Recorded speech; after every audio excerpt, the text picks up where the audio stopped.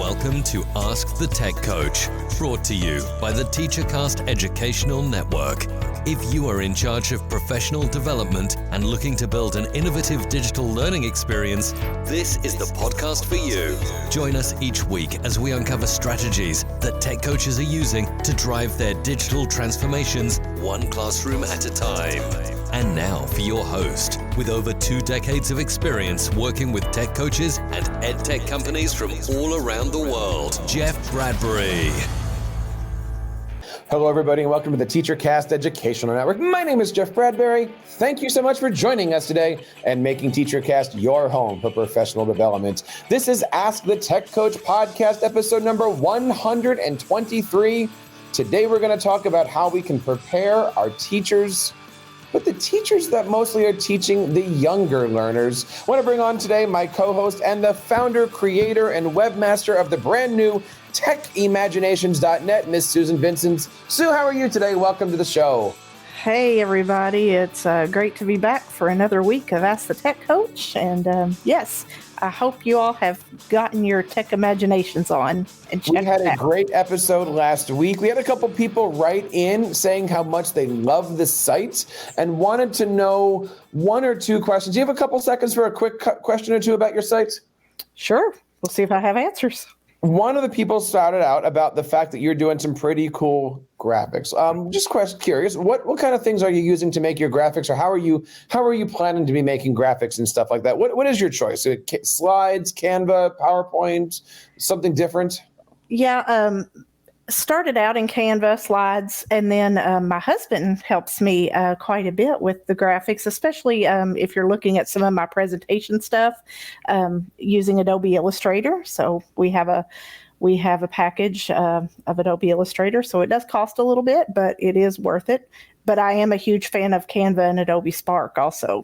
A lot of great stuff going there. We even had a chance this weekend, by the way, Sue, to talk to our friends at Canva for Education. Yes. A lot of great stuff going to be coming out of that. And so check out all that stuff. Did you know, I'm just going to plug them. This is not a commercial. Canva for EDU, free for teachers and school districts and students. Absolutely. 100%. Looking forward to getting that team on the show sometime soon.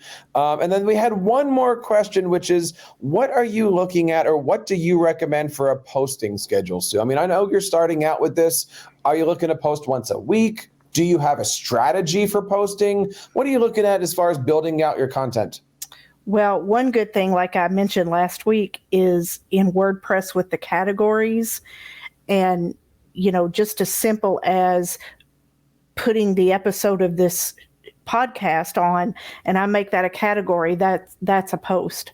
But as far as an actual blog post, my goal, hopefully, and this is probably a very big goal for me right now, is hopefully every other week to make an actual post, a blog post. We'll make that my goal. But, every other week, I think that's a good way to start out. People ask all the time, how often should I post? I don't have a schedule here. I've got some scheduling templates if you want to download them on TeacherCast, but really I just try to stay consistent with things. And of course, you can, check out all the great stuff over at techimaginations.net. And you know what? If you want to be a part of our TeacherCast Tech Coaches Network, just head on over to teachercast.net. And of course, you can check out all the great links there. We are very, very live and active this year, and we hope that you guys are enjoying all the great content. Don't forget to subscribe on Apple Podcasts, Google Podcasts, Stitcher Radio. And you know what, Sue? We're also now on Amazon Podcasts. Anywhere that you're looking for great content, TeacherCast is going to be there. And Sue, last week we started talking about the fact that we, in my district, have a brand new digital learning team. And one of the things I'm excited about is the fact that we're going to really start to look at digital learning from not just the high school and middle school, but even the youngers. And that's why today I'm excited to bring on our guest today, who's going to talk to us all about teaching tech to our teachers of all ages. I want to bring on today amazing tech coach, author, blogger, and amazing educator, Sarah Kiefer. Sarah, how are you today? Welcome to Ask the Tech Coach. Yes. I'm great. Thank you for having me. I'm excited to be here and chat about this. It's a topic that I'm pretty passionate about. It's my day-to-day job. So now, Sarah, I see you all over the social medias. You're also a member of our Tech Coaches Network. You post in there and share different things around. Talk to us a little bit about yourself. Who is Sarah Kiefer? Well, I classically trained classroom teacher, if you will. I taught 5th grade for about 7 years, and then I moved up to 7th and 8th grade for 7 years-ish. And then my district began a half-day tech integration position.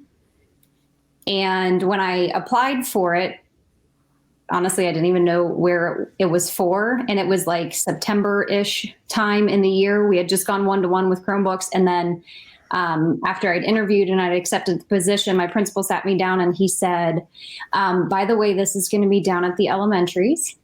Like, I'm a middle school teacher. That's kind of like 7th and 8th. And now I'm going to go down. So I was terrified. That just wasn't my cup of tea. But honestly, I can say that the growth that I have experienced from shifting in that manner has been amazing. And then the following school year, I was able to go full time.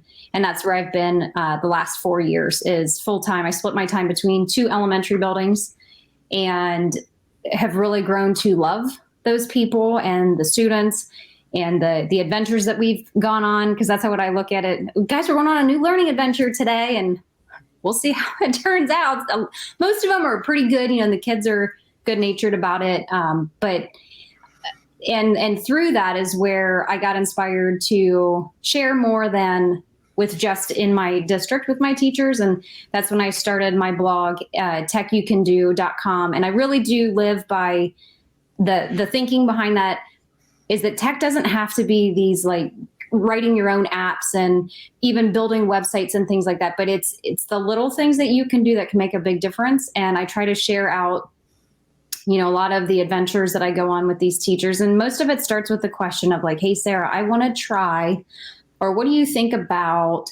And that's really what I'm trying to push out and share with teachers and make it doable, a good place to start. And I am lucky enough. I work with pre-K through 4th grade, and then I also help support the district. And and I mean, I'm also a mom. I have 3 girls, and I tell you, I talk about growth in teaching. Have some kids of your own, and realize that they're not the eager learners that you were, and you really start to like go, not everybody absolutely adores school, huh? I hear you there. I'm looking through your website. It is absolutely amazing. I love all the resources for littles. I don't have to say more than a couple of times. I got a bunch of 7-year-olds at home. This is right up my alley. You've also got a lot of great Wakelet boards. Talk to us a little bit about why you chose Wakelet to start curating the internet. Okay, so I love Google. Like I am all in Google. I am a Google certified educator 1 and 2. I'm a Google certified trainer. I'm a Google certified innovator. I just finished up my year adventure because I was NYC 19. So I'm just beyond that year. So I'm all in on Google, and I'm trying to, I've tried numerous times Google Forms and Sheets to collect and curate. And I've got a couple of posts in there how I have tried to do curation. But my breakdown always was most of the time I'm looking at this stuff on my phone, sitting at picking up groceries or, waiting for my kids to finish a sports practice or something like that. And Google Forms, as much as I love it, like then you have to, go out and then in and all of this. And I was introduced to Wakelet, and I was like, oh, okay, this is kind of cool. It's kind of like Pinterest. And I was a big Pinterester, and then it kind of fell off to the side. And then I took a real hard look at Wakelet, because I thought, what do I really, really want when I'm curating resources? And I thought, well, a lot of times it's articles that you find on the web, but sometimes it's a Google Doc, or maybe it's a picture, or maybe it's a link of some nature, and I'm like, well, nobody really can do all of that. And then I noticed on Wakelet that it has like all of those options. And I was like, this is phenomenal. Like I can type in text. If I just need to put in a quick thought, I can type that text in. Or if I want to organize my Wakelet and give it like topic areas. And I was like, I can do that all on the app on my phone. And I just started like tossing these things in there. And it blew me away, the simplicity and yet the clean product of it too. Yeah. And that's really what it comes down to. Right? If we're going to be creating these resources or collecting these resources and sharing, they can't be intimidating, right? Like that really is the key for coaching here. Keep it simple, keep it easy, and keep it, on their level. And I love I'm a very, very visual person. So I love when you paste in a link to a website or to an article and it pops back. Most of the time, it's going to pop back like a little icon. For me, that visual appeal, instead of seeing that blue hyperlink, makes it 10 times better, because I'll gravitate towards some sort of picture, and you can customize that. Like I've learned that sometimes the picture doesn't really represent what that link is actually meant for. So I'll substitute in a picture, and I'm like, that simplistic, clean feel makes it so much easier for people to try it, to look at it. And that's huge when we're talking about, as we move on with our conversation that we are looking at here, we're talking about working with the teachers of our younger learners, and that visual piece of everything, making it look colorful and pretty. And we've laughed about my fascination with flare pens and making things colorful, and that definitely comes from my elementary background. So yes, that visual component of Wakelet is awesome. I've been accused of loving color too much. Like, Sarah, there is a point where it's too much color, and I'm like, never. But I 100% agree, especially for those littles. They, in this day and age, I think from when I was a kid, if you can't capture their attention, you're going to have a hard time teaching them even the basics. Right. So as we talk about capturing their attention, then how do we prepare those teachers of these younger learners? And, and that's what intrigued us to ask Sarah to come on and discuss this with us today.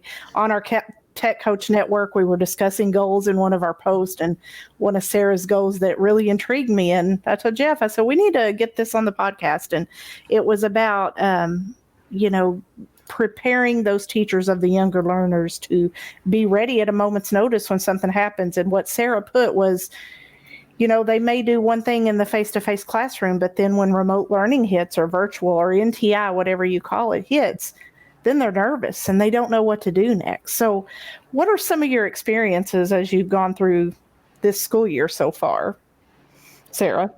I will say, to kind of capture it, is we were completely caught off guard in March of last year.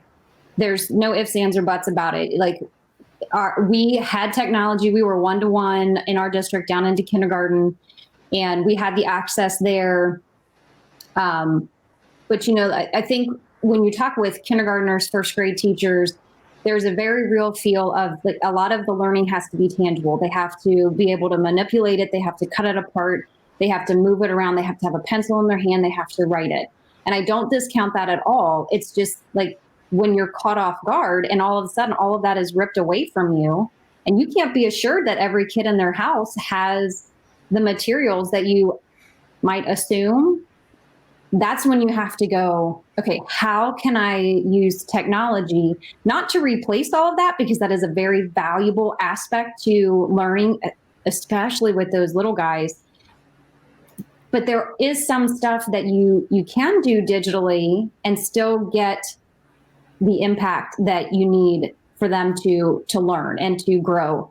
In our district, I would say our kindergarten, first grade teachers, our young teachers have been amazing at implementing a little bit over time. This was not their first experience with Chromebooks. This was not their first experience with using digital programs. We already had a lot of that in place. And I would say in the 4 years, I've seen my teachers look at me when I say, hey, we're going to go 1-to-1 with Chromebooks in first grade. And they look at me like they're going to throw up. And I'm like, no, it's going to be okay. I'm going to be right there with you, Yeah, and absolutely. It's the logging in piece. And that, I think, if you can nail the ability for those little ones, and I don't care how little you talk, if you can nail that for both them and their teacher, you just took about 10 steps up on the I can do this platform. because if you can't get them logged in a time efficient and practical way, you might as well not even, do a whole lot more, because that's the hang up with so much stuff is it's a huge time waster. Absolutely. That's huge, is getting over that hump. And I think that's, like you said, one of the things that makes these teachers nervous. And, and that's our role as a tech coach, is to kind of make them feel more comfortable with themselves so that they can help guide the students in using that technology. And then in turn, they feel more comfortable. So for us, a big buzzword in my school district this year has been the word acclimate. We need to acclimate our students from the start of the year in case we have to go remote later. We were fortunate to get to start face-to-face. So all of this acclimation got to take place. And then when we went remote around Thanksgiving, the teachers not only felt more comfortable, but I heard from parents in turn who felt more comfortable. And I know, Jeff, you've had experiences with your own first graders who had to go through this, and you as a parent. So I'm sure you've had to do a lot of acclimation there. As soon as Sarah mentioned the word materials, it took me back a few weeks ago where they have their virtual school. We're in here. And of course the teacher says, "Where's your scissors?" And I'm going, and I don't know where the scissors are times 3 times, where's all, and of course, then at that point in time, it was, well, those are my scissors. And I'm like, no, just use the stupid scissors, right? So it's not easy for anybody in this. I mean, it's just the way it is. We've been talking about this for the last 8-10 months. I don't see it going away anytime soon, but for all of us, struggle is real for all these different things. Absolutely. My youngest in the spring was a second grader. And I was like, I'm failing. I am failing as a mom. I'm failing as a teacher. And I am a teacher. I mean, it was hard. I had a second grader, a fourth grader, and an eighth grader. And then I'm also doing my job. I was like, scissors are the least of my worries right now. We're all trying to survive and figure this new world out. So I'm right there with you, Jeff. And mine are a little bit older. So God love you, 7-year-old. So one thing we did back in the summer, as we finished that spring semester that, caught us all by surprise, to prepare for the new school year, we came up with some standardization. So, and if you're listening, you're going to see all this in the show notes. There's even a PDF copy of my school district's elementary standardization recommendation that we did. But another word besides the assimilation part to the teachers and in turn to the students, we also tried to reiterate the word to the teacher to make things feel better, of transferability.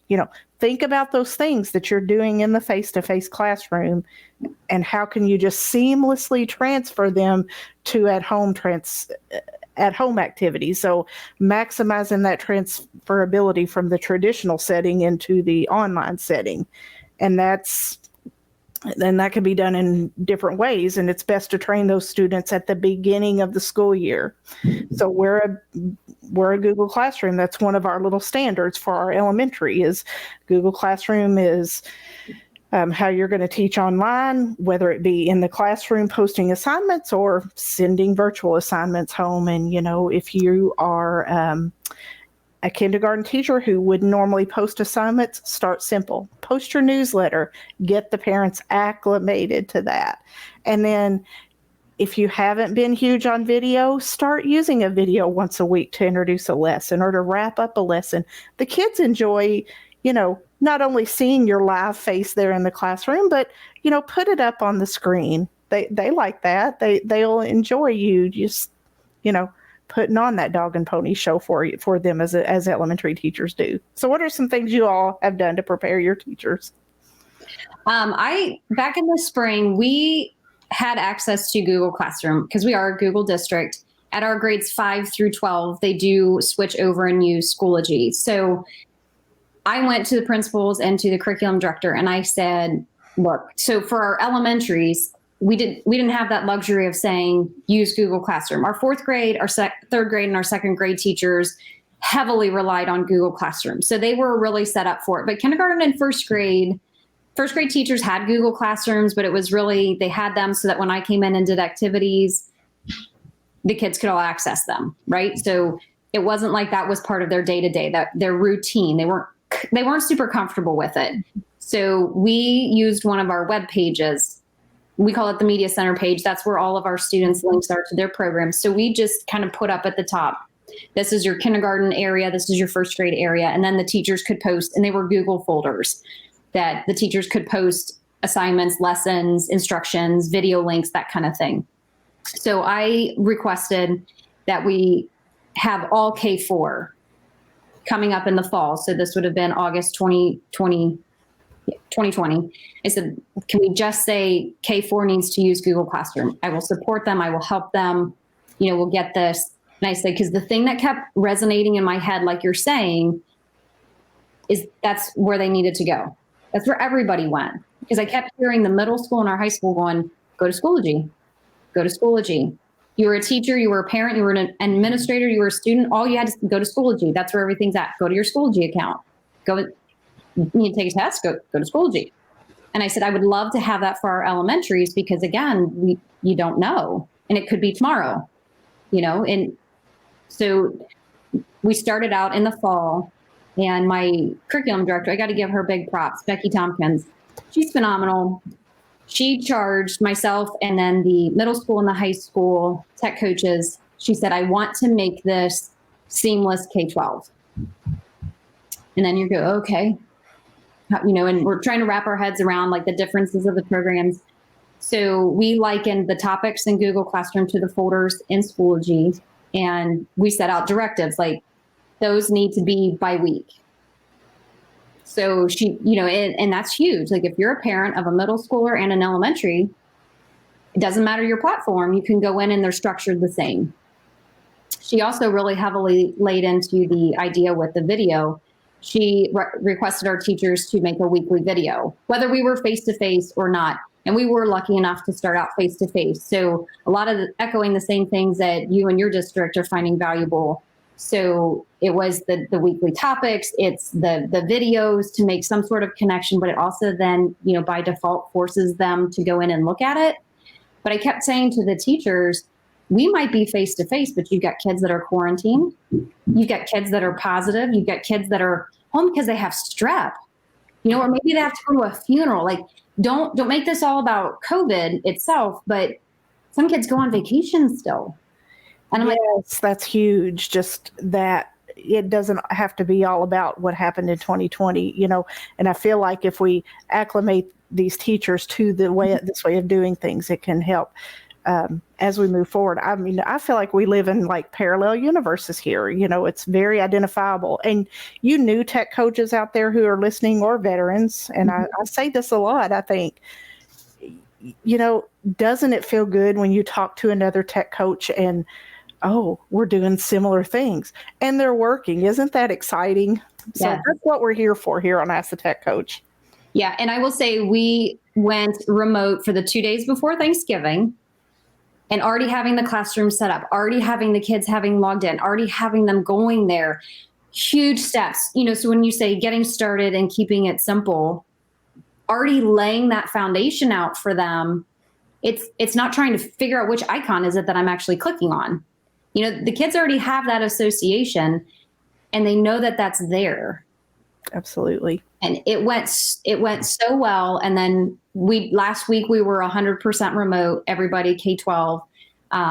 So again, having the videos regularly already posted there, having teachers already posting assignments in there, those little steps that seemed huge at first, we're like, oh yeah, I can do this.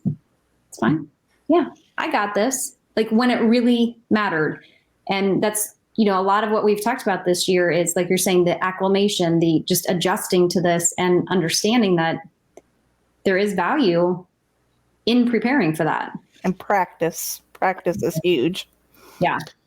Talking today to Sarah Kiefer, Google certified innovator, Google certified trainer, level 1, level 2, but also the co-creator, I should say, of an amazing website called Templates for Teachers. Yeah. It's pretty awesome. Tell us a little bit about what templatesforteachers.com is.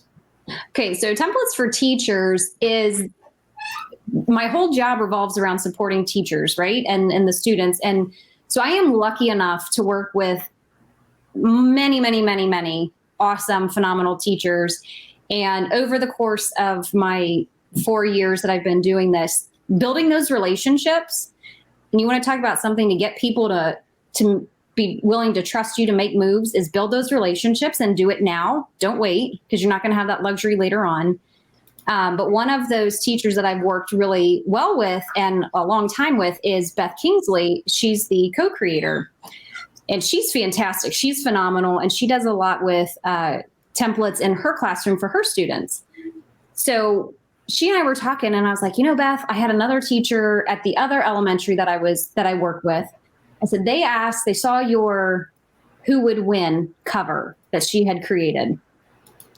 And I said, but it's a 4th grade teacher, and she wanted to take it a little bit further. She said, I want to have the kids actually writing the information, not just Beth had time to do the cover. And I said, do you mind if I share that? And she was like, oh yeah, go ahead. And I said, Beth, I've been getting a lot of requests, people hear you talking, or I've shared, some of the stuff you're doing. And I said, Beth, if teachers in our district are enjoying this, I think there are people out there that probably would also enjoy it. We're already building it in Google anyway. We're sharing them out. I said, what would you think? And I was like, I know you're probably thinking I'm crazy, but what if we made a website and we just shared this out? And she was like, yeah, sure. Let's do this. So we started pulling them together and just kind of pushed it out. Google site was using Awesome Table, which I loved. And then just over time, just continually adding to it. And I'm lucky enough that, the educators that we get to connect with is amazing. And I get to keep creating, and I get more ideas all the time. So we've built it up. And then, last spring, when nothing was happening at all, and we decided to completely overhaul our website, we switched it to a blogger. It's actually a blogger webpage. Yes. I found those cute little, like Polaroid pictures almost. And again, it goes back to that visual appeal. I saw this on somebody else's website, and I was like, oh my gosh, that's awesome. And I love that story. I've done that a couple of times on TeacherCast. Like, you see a website, you see a theme, and you go, no. This is what should go on that theme. And we're going to make sure it's all linked in the site here into our show notes over at Ask the Tech Coach, episode 123, templates4teachers.com. You got I'm looking here through Renaissance resources, fractions. I'm going to go into the treasure trove here. You all just go on with the show. Yeah, and the fact great stuff. And the fact that it's Blogger means it's free, right? 100%. The only thing I've come up with is some school district, their filters kind of block Blogger. Yeah, that happens. And I get it. Like, it's the under 13 thing and all that. And I've got teachers. I'm like, I'm sorry, I don't know what else I can do, try it at home. But yeah, Blogger's great. Doesn't have the best filter in the world. I've seen many school districts in there. And the one thing that I absolutely love the visual, but when you open one of them, what we were able to do on the Blogger site that we couldn't do prior was, I told Beth, I said, you and I are great at going, okay, so I see something, I can adjust that for my grade level, or I could adjust, like me working with, I see something a 1st grade teacher did, I can adjust it up for the 4th grade teacher that's requesting it. And I said, but what I see and what my conversations revolve around is, like, teachers aren't always able to see that future vision, I think. And I think it's just a lack of, like, a lot of us are living like day to day, like, I've got to survive from one day to the next. For whatever reason, my brain kind of operates in the, if I see, well, a high school science teacher did this, I bet the 4th grade teachers, if we kind of, brought it down a little bit. So I told Beth what I really wanted to do with this, and she's been phenomenal. Like, we completely overhauled everything. We put in like a suggestion to go for older kids. So like she's a 3rd grade teacher. So everything she makes is for 3rd graders. I said, but if like a 5th grade teacher wants to take it, here's a way Beth could see you increasing the rigor or the number of pages. Sometimes it's just that simple. But then also, rolling it down for a first grade, like a lot of them, maybe you do this as a class activity, or you take out so much of the customization so that it makes it doable for a first grader. And we've had a lot of really, really positive feedback from this website. And the only thing I wish is that the two of us could actually put more energy into that. But, we're both moms and teaching, and so we're keeping up on it as much as possible. But we've shared this out with a lot of people, and we love it. So we're glad that other people love it too. Well, thank you for sharing. Yeah. I mean, Stu, this just goes to remind you, like, even though we're tech coaches, maybe you are a K-12 tech coaches, K-12 really does incorporate K-12. And I know a lot of tech coaches walk into the younger rooms. I've been guilty sometimes. And you don't know what to do. You don't know what to help. You don't know where to turn to. There are some great sites out here. And, Sarah, I want to say thank you for coming on. And, Sue, I've picked up a lot of things. I think the resources here are fantastic. Definitely check out all the stuff over at templatesforteachers.com and all the other great sites that we mentioned this week. All the stuff is going to be in the show notes. But, Sarah, what kind of, closing advice would you give somebody who's listening to this? As I mentioned, it's not easy for me to walk into a younger room and start to feel like I can help and support. You said that you were a middle school teacher that suddenly tomorrow, the next day you were tech coaching K-4. What advice do you have for anybody that might be looking at these positions and going, I want to help, I just don't know where to start, and I really might not be comfortable maybe with those grades yet? I would say to that, keep it simple.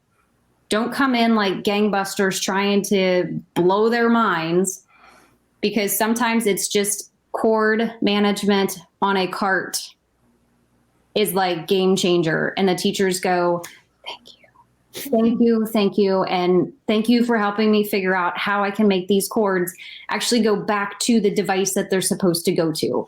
It's not always these glamorous, like I come in and I hand out these amazing, it's the down and the dirty, right? And it's, let me help you make your projector clear. Do you need help?